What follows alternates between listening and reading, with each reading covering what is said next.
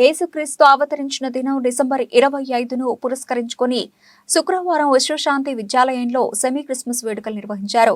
Jesus విశిష్టతను తెలియజేస్తూ సాంస్కృతిక కార్యక్రమాలు నిర్వహించారు. ఈ సందర్భంగా విశ్వశాంతి విద్యాలయం ప్రిన్సిపల్ పసుపులేటి నాగేశ్వరరావు మాట్లాడుతూ, భూమిపై అరాచకం పెరిగినప్పుడు, దేశ ప్రజలు నరకం అనుభవిస్తున్నప్పుడు కష్టాల్లో ఉన్న ప్రజలను కాపాడేందుకు దేవుని నుంచి భూమికి దిగివచ్చిన దైవ స్వరూపం మానవాళి జీవితాల్లో వెలుగులు నింపుతుందన్నారు. ఆ విధంగా వచ్చిన వారిలో యేసు ప్రభువు ఒకరిని పేర్కొన్నారు.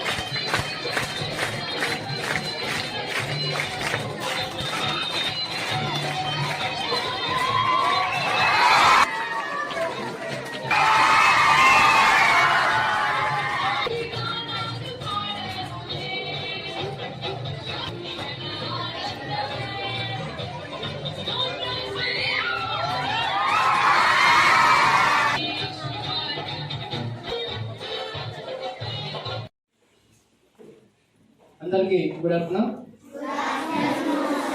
ఇప్పుడు ప్రపంచవ్యాప్తంగా మనకి క్రిస్మస్ వేడుకలు జరుగుతున్నాయి. ఇవి క్రిస్టియన్స్ కి అతి పెద్ద పండుగ క్రిస్మస్. ఈ ప్రపంచ దేశంలో ఉన్నటువంటి అన్ని దేశాల వారు కూడా క్రిస్మస్ వేడుకలు జరుపుకోవడం జరుగుతుంది.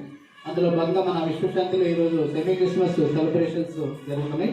ఆ డే ఇంపార్టెన్స్ ఏమిటంటే, ఈ భూమి మీద అరాచకం పెరిగినప్పుడు, ఈ దేశ ప్రజలు నరకాన్ని అనుభవిస్తున్నప్పుడు, కష్టాల్లో ఉన్నటువంటి ప్రజలను కాపాడేందుకు దివి నుంచి భూమికి దిగి వచ్చినటువంటి దైవ స్వరూపం మన మానవాళి జీవితాల్లో వెలుగులు నింపుతుంది. ఈ శుభ తరుణంలో ప్రపంచం అనేటటువంటిది ఇప్పుడు పండుగ చేసుకుంటుంది.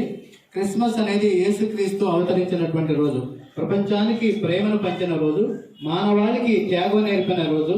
క్రీస్తు యొక్క నామస్మరణ కోసం ప్రపంచంలో ప్రార్థనా మందిరాలన్నీ కూడా ఇప్పుడు ముస్తాబై ఉన్నాయి.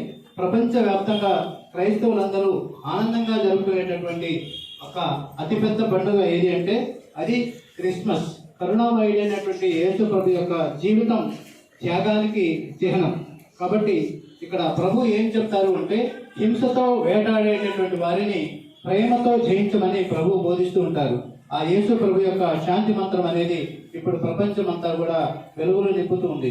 యేసు ప్రభు ఏమంటారంటే, నిన్ను నీవు ఎలా ప్రేమించుకుంటావో నీ పొరుగు వారిని కూడా అదే విధంగా ప్రేమించు అని యేసు ప్రభు చెప్తారు. దానిలో చాలా విస్తృతమైనటువంటి అర్థం ఉంది. అంటే ఏంటంటే, సాటి మనిషిని ప్రేమించాలి అని యేసు ప్రభు యొక్క శాంతి మంత్రం చెప్పడం జరుగుతుంది. అంటే తోటి మనుషుల పట్ల ప్రేమ, తోటి మనుషుల పట్ల కరుణ, తోటి మనుషుల పట్ల దయ, జాలి, ఇవన్నీ కూడా సహనం, త్యాగం కలిగి ఉండాలని జీసస్ యొక్క సందేశం మనకు చెప్తుంది. ఇది నిజంగా ప్రపంచవ్యాప్తంగా అనుసరణీయమైనటువంటిది. ఇక్కడ సోమరిపోతు అనేటటువంటి వాడు లేమిని అనుభవిస్తాడు, కష్టించి పనిచేసేటటువంటి వాడు సంపదల్ని జయిస్తారు. అదేవిధంగా దయను, సత్యమును కలిగినటువంటి వారు ఎప్పుడు కూడా జీవితంలో వెలుగులోకి వస్తారు అని యేసు ప్రభు చెప్పడం జరుగుతుంది. కాబట్టి ఇక్కడ మనం గమనించాల్సింది ఏంటంటే, అన్ని మతాలు, అన్ని గ్రంథాల యొక్క